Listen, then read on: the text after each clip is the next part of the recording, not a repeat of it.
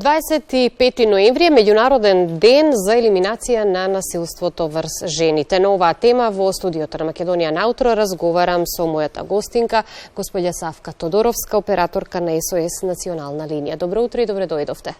Добро утро.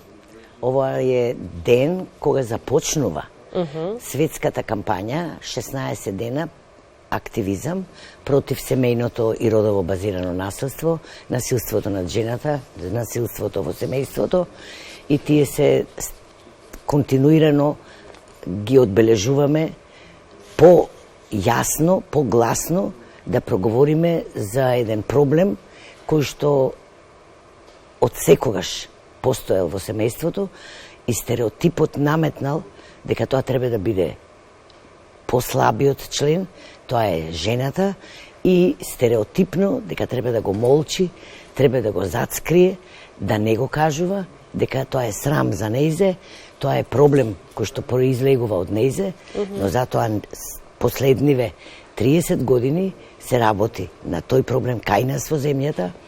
Има отворено СОС линии, прво на ниво на градот Скопје, па потоа мобилна, и затоа јавноста секогаш превентивно треба да работиме и да разговараме на јавување за проблемот, за насилството, дали жртвата, дали некој кој што го следи, кој што го слуша во комшилук, во семејство, кај најблиските, да го пријави на бесплатната мобилна линија од сите оператори без префикс 141 700 24/7 е дежурна оваа линија.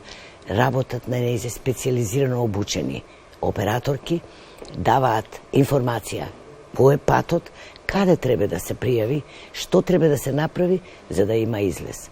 Овогодишната кампања на Националниот совет за родова рамноправност во овие 16 дена активизам, борба против семејното и родово базирано насилство над жената е под мотото "Нема да молчам".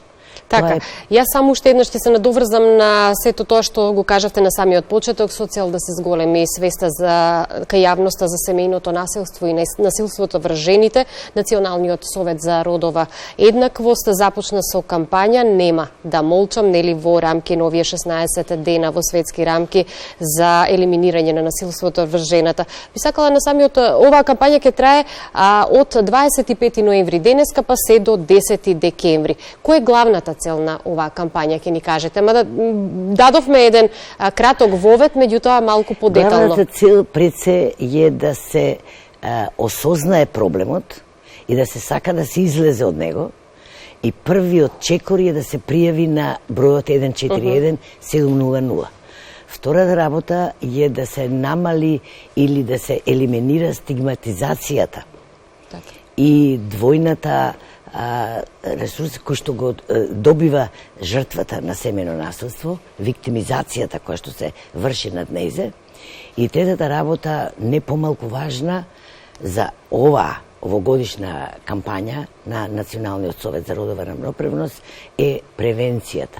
Континуирана превенција, бидејќи постојано имаме ние нови луѓе кои што нарастуваат, кои што дали од домашното воспитување, дали од оноа што гледаат, или заради тоа што ете така сакаат да направат, прават насилство, но се повеќе има начини за да се излезе од тој проблем или од таа состојба, и затоа постои оваа СОС линија, постојат уште многу други сервиси кои што понатаму продолжуваат да ја помагаат на жртвата да излезе комплетно од проблемот и да остане своја личност, да помогне на семејството.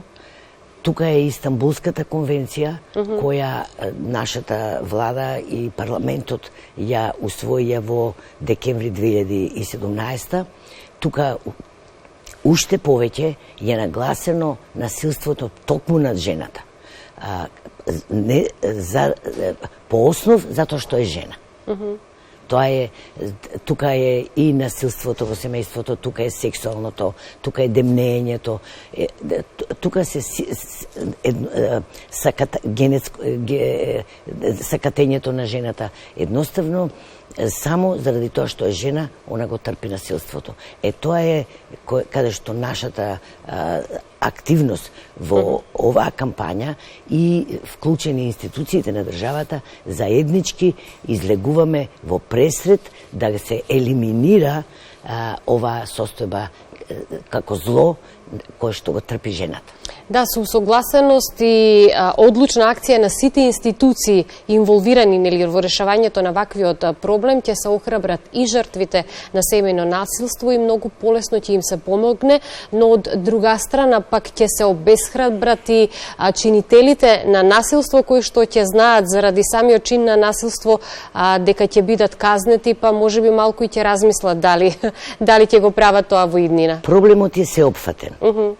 И на семејството, секако најголем жртва е самата жртва на насилството.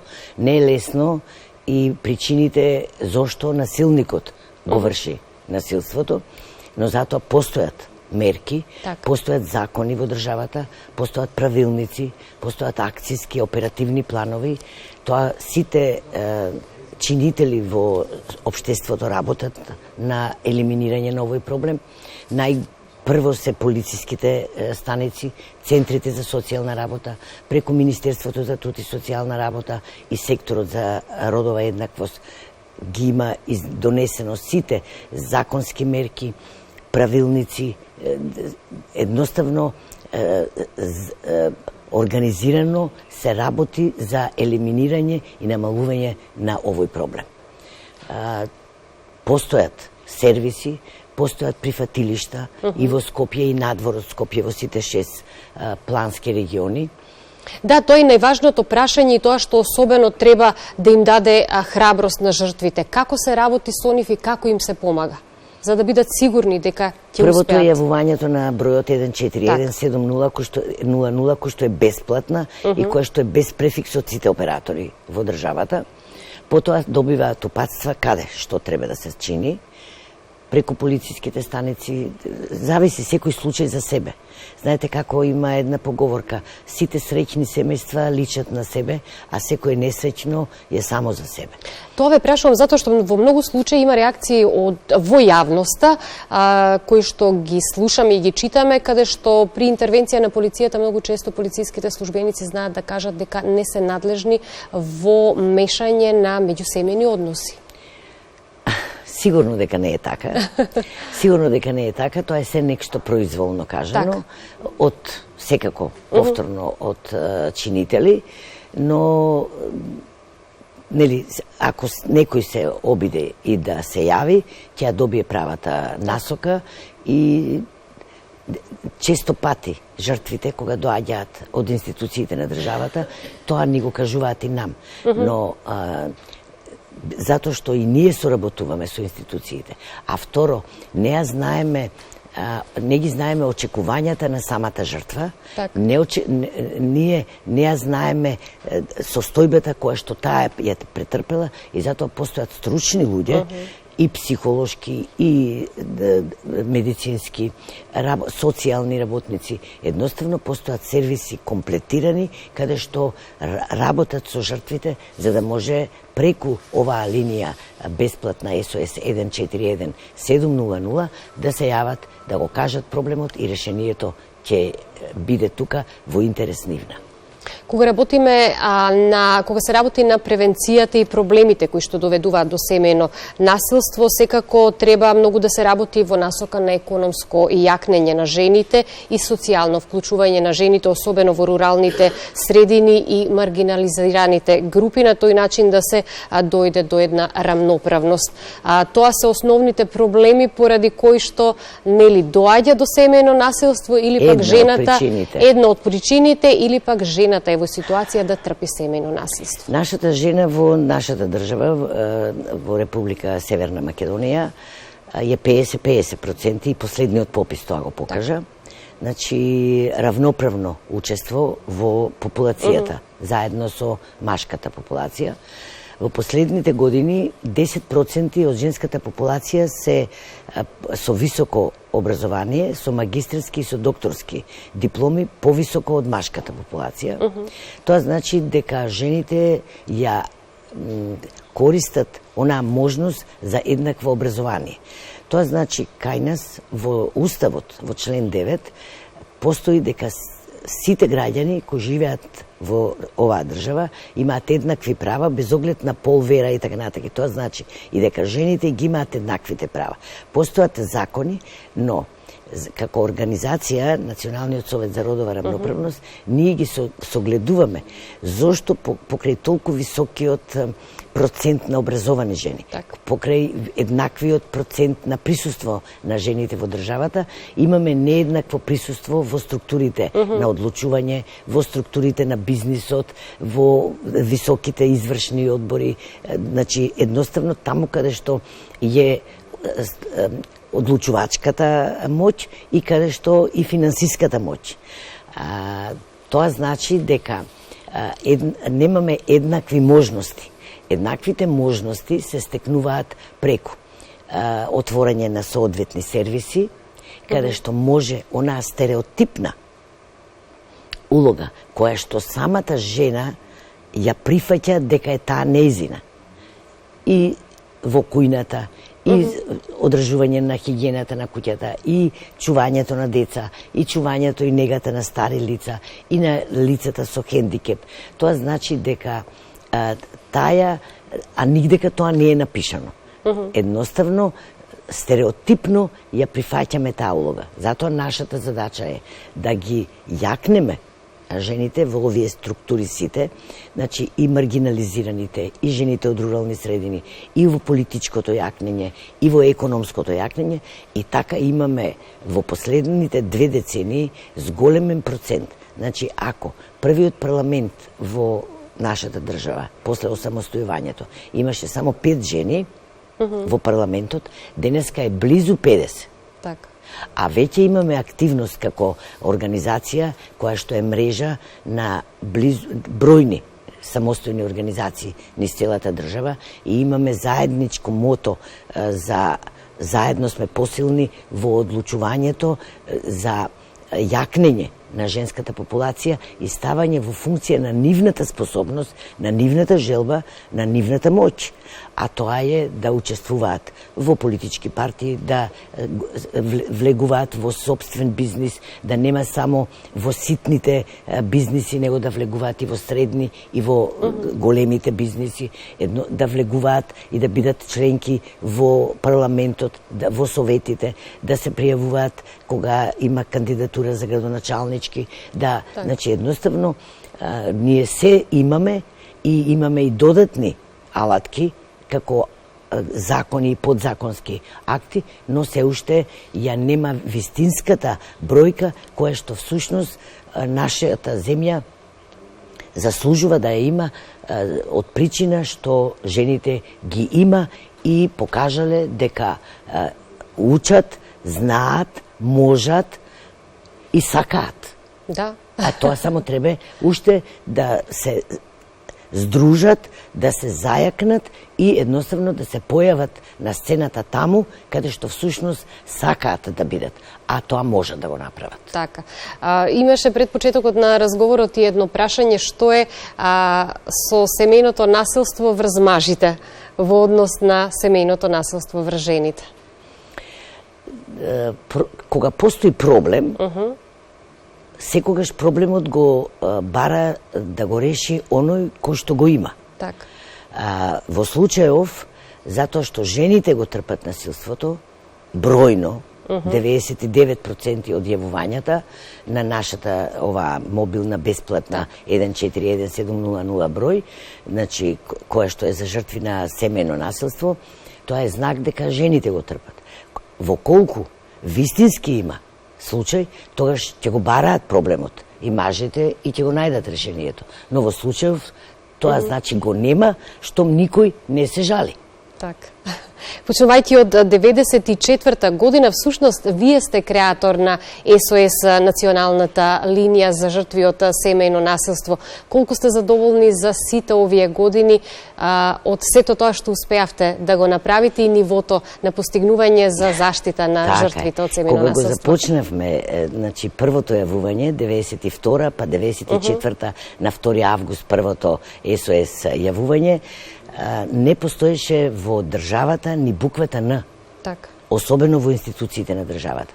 Денес имаме ратификувана Истанбулска конвенција, имаме закон за борба против насилството, имаме протоколи за однесување меѓу институциите за соработка, има подзаконски акти, има оперативни акциски планови. Министерството за труд и социјална политика поддржува веќе сервиси кои што е како обврска на Истанбулската конвенција. Има од граѓанскиот сектор сервиси, има прифатилишта, има советувалишта. Тоа значи дека се работи, секако дека има уште поле за работа, има уште поквалитетно работење, но има голем исчекор на планот на работа и на граѓанските и на институциите на државата.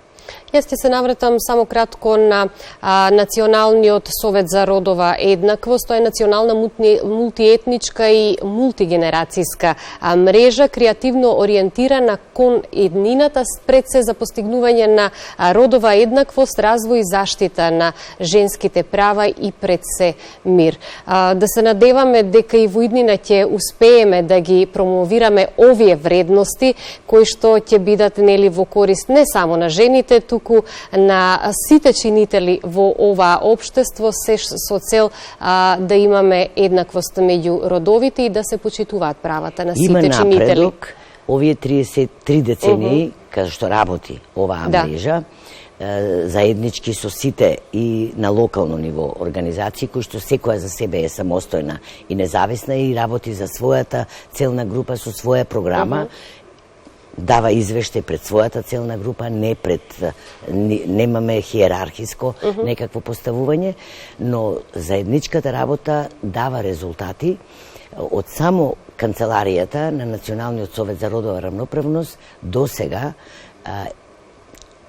активни членки и членови и излезени надвор од организацијата во научни институции, на универзитетите, професори, професорки, во Обединетите нации, во владините институции, во меѓународни организации, во граѓански организации, преку 200 имиња кои што излегле. Тоа значи тие генерацијски поставености, таа позитивна енергија, таа креативна програма дава интерес ке младите луѓе за да можат да работат на своето градење, на својот капацитет и да дадат вистински вредности и во општеството и да ги градат родовата равноправност. Без еднаквост, без равноправност,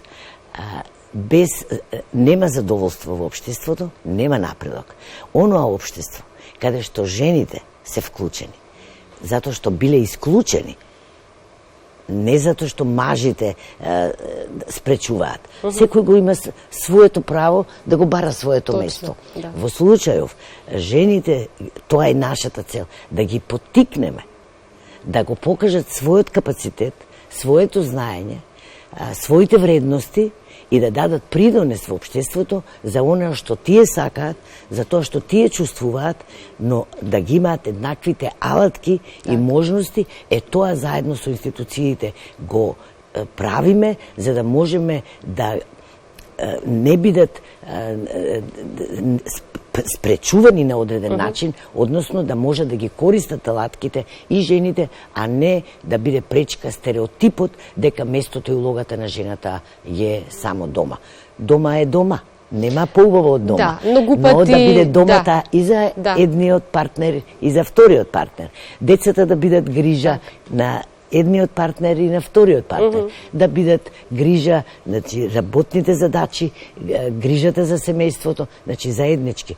Тука ние, како граѓанска организација Националниот совет за родова рамноправност, креираме политика кон институциите на државата да субвенционира одредени сервиси кои што всушност ќе бидат олеснување за семејството, а ќе ја одземат онаја улога на жената која на стереотипен начин е ставена дека таа треба само за тоа да се грижи. Така. Тогаш, ако тоа се успее, ако тука институциите на државата помогнат, тогаш нема да има. Дури, јас верувам дека дури ќе биде не намалено, него ќе биде исклучено и семејното насилство. Тука ќе има време за љубов и тогаш оноа за кое што говориме во државата дека имаме намалено наталитет, јас тврдам дека ќе имаме изголемен наталитет.